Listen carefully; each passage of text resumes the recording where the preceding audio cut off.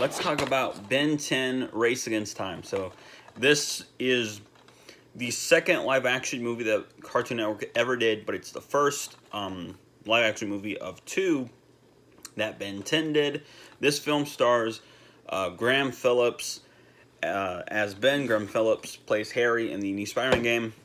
As Ben, as he returns to Bellwood post the great summer adventure that he had in the show. He returns to Bellwood to try to just have a normal life. You know, him, Grandpa Max, and Gwen decide, you want to know what? Heroing was fun, beating up aliens was fun, but we're back at home. Let's try to maybe cool the jets. And Eon, the main villain of the film, is just like, nah, hold my beer.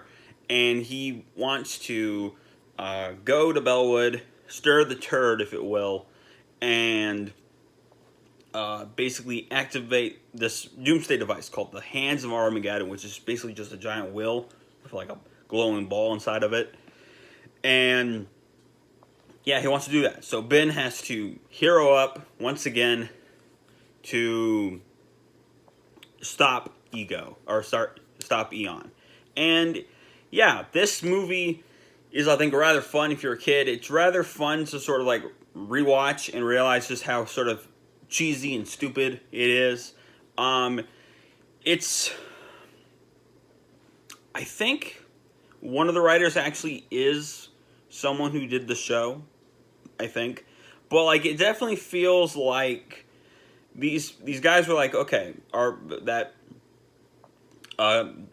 Network at the time was just like, okay, we need something, we need a live action Ben 10 movie to coincide with the finale. Because if I remember correctly, this show ends like in 2008, I believe. And then this movie airs that summer. And then that fall, if I remember correctly, Alien Force like debuts. So it was just like a summer of Ben, and I think that's how they kind of advertised it, if I remember correctly. I could be wrong. Someone correct me in the comments. But I think that's how I remember it. And it was very much like, okay, cool, Summer of Ben, got it. And it felt very much like an event. And removed from that event, as unfortunate as that may be, removed from that event, this just kind of feels like a made-for-TV movie that was maybe very small budgeted. The CG doesn't necessarily look great. You can tell that like the people writing the movie may or may not have worked on the show. Characters kind of have their voices, but they kind of also don't have their voices. I think the cast, well, like the main cast, so, Ben, Gwen, and Grandpa Max being played by Lee Majors of $1 Million Man fame, I think they feel pretty damn close to Ben, Gwen, and Max in the cartoon. But you can definitely tell that, like, they're not exactly those characters, and that they're maybe not exactly acting like those characters. Not in any major way, but it just feels like a show made by people who've maybe watched the show but don't really understand the show. I think now this would maybe feel a little bit different, because I feel like now someone like my age or someone a little older than me who maybe watched Ben 10 could luck out and get like this movie and been able to translate this more perfectly into this. But that being said, while this isn't a perfect movie, it most certainly is an entertaining film. I think it's more entertaining if you have the nostalgia of the Ben 10 show and you're looking at this under that lens. I can't imagine someone who doesn't have nostalgia for Ben 10 watching this, unless you have a kid who somehow gets introduced to Ben 10 and then you're watching this with your kid. But even then, I think you'd be able to appreciate it, kind of like Alex Winters. You'd be able to appreciate it as like, oh, this thing my kid likes that I'm watching with my kid. So I feel like you have to sort of you either have to have been a kid when this came out, or have kids when it comes back time to watch it, in order to enjoy it.